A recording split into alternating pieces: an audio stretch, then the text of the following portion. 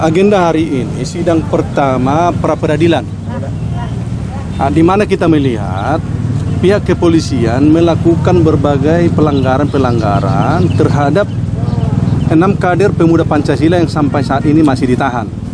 Ya, ini yang kita uji terkait penangkapan penahanan yang dilakukan oleh pihak Polres Metro Bekasi.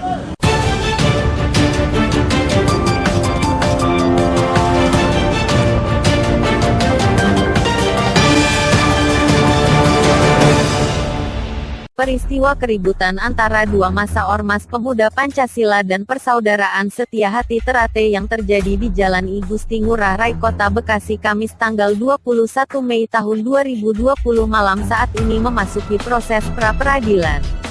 Menurut kuasa hukum pemuda Pancasila Herwanto SH, proses pra-peradilan diajukan akibat dari adanya proses yang diduga terjadi kesalahan prosedur yang dilakukan pihak kepolisian dalam proses penangkapan terhadap 6 kader PP yang dijadikan tersangka dan saat ini masih dalam proses penahanan di Polres Metro Bekasi Kota. Lebih lanjut, Herwanto SH menjelaskan jika jawaban termohon dalam proses sidang yang menjelaskan jika para tersangka ditangkap saat berada di lokasi kejadian merupakan penjelasan yang tidak benar. Berdasarkan faktanya 6 tersangka saat proses penangkapan berada di rumahnya masing-masing dan saat proses penangkapan pihak kepolisian tidak menunjukkan surat tugas dan surat penangkapan. Nah, hari ini sebenarnya acara sidang pembacaan. Cuma tadi termohon ternyata sudah menyiapkan jawaban. Nah, terkait dengan jawabannya apa yang disampaikan oleh termohon, tadi kami ingin sebenarnya menanggapi sedikit saja. Yang pertama, di situ diceritakan bahwa ada pemuda Pancasila menembakkan gas air mata. Nah, kan kami tidak punya senjata-senjata seperti itu yang pertama. Yang kedua, tadi diceritakan bahwa anggota kami yang sampai saat ini masih ditahan oleh termohon itu dikatakan diamankan pada saat sedang berada di warung tempat siapa tadi saya lupa namanya.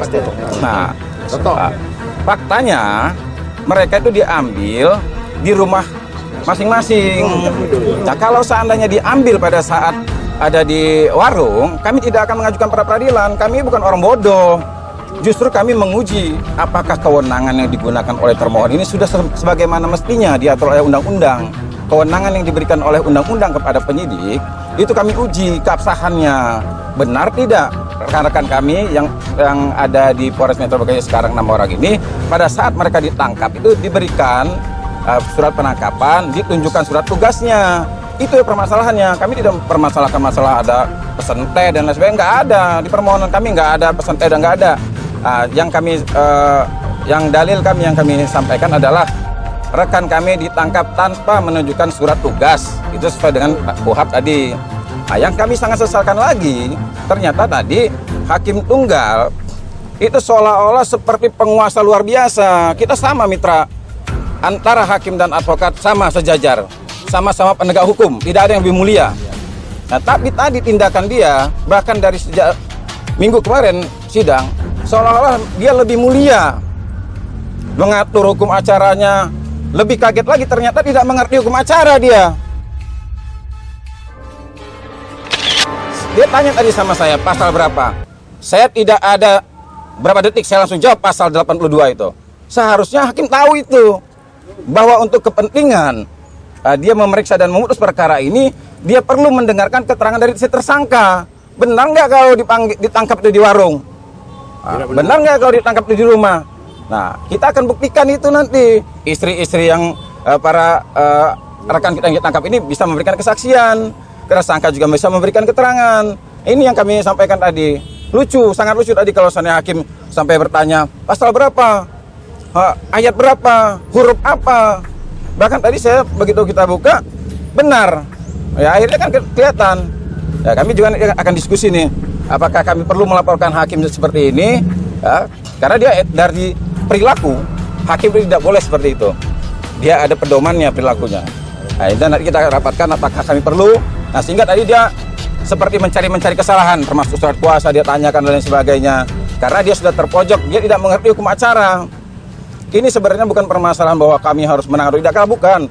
Ini bicara keadilan, penegakan hukum. Yang kami lakukan pada permohonan pra peradilan ini bukan semata-mata mewakili pemuda Pancasila loh ya. Yang kami lakukan mewakili seluruh rakyat Indonesia. Bahwa tidak boleh ada orang ditangkap, ditahan tanpa surat menyurat.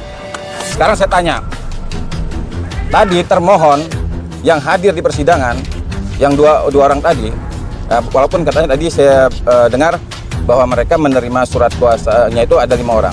Pertanyaannya begini, apakah si termohon dalam sidang ini, walaupun anggota Polri, boleh tidak seluruh anggota Polres Metro Bekasi ini mewakili? Tidak boleh kan? Dia harus ada surat kuasa. Sama juga rekan kami. Apakah rekan kami itu boleh ditangkap seluruh anggota Bekasi yang ada di sini? Tidak boleh. Dia harus ada surat kuasa, ada surat tugas, surat penangkapan.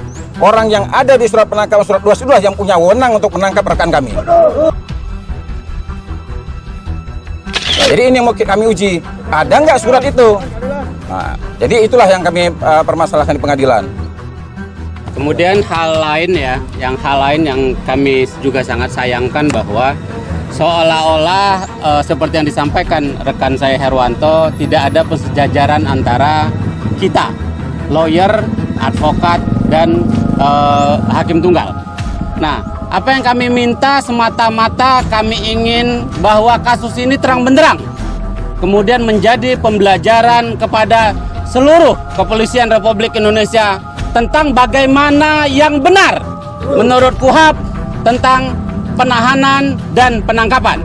Kemudian kami berharap ke depannya hakim lebih melihat bahwa tujuannya dilakukannya hal ini adalah untuk keadilan bagi seluruh rakyat Indonesia. Sementara itu Ketua Pemuda Pancasila MPC Kota Bekasi Aries Budiman ikut memberikan penegasan jika kadernya yang dijadikan tersangka saat proses penangkapan para kader berada di rumahnya masing-masing. Aries Budiman juga menyatakan jika Pemuda Pancasila tidak pernah memiliki gas air mata seperti yang diungkapkan dalam sidang pra-peradilan. Mungkin dari saya hanya menjelaskan bahwa yang ditangkap itu adalah di rumah semua, tidak ada yang ada di tempat lokasi. Satu lagi, gas air mata saya jamin dunia akhirat tidak ada kita punya gas air mata. Pancasila! Jadi saya hanya cukup sekian menegaskan kita uji. Di sini kita uji hukum tadi yang kata pengacara tadi ya. Kita serahkan semua kepada pengacara. Karena di sini diada-adakan pihak pengacara dari kepolisian. Kita pengennya yang benar-benar aja. Makanya dipanggil nanti juga tersangka yang ditahan sekarang. Di mana beliau ditangkap itu harus dihadirkan.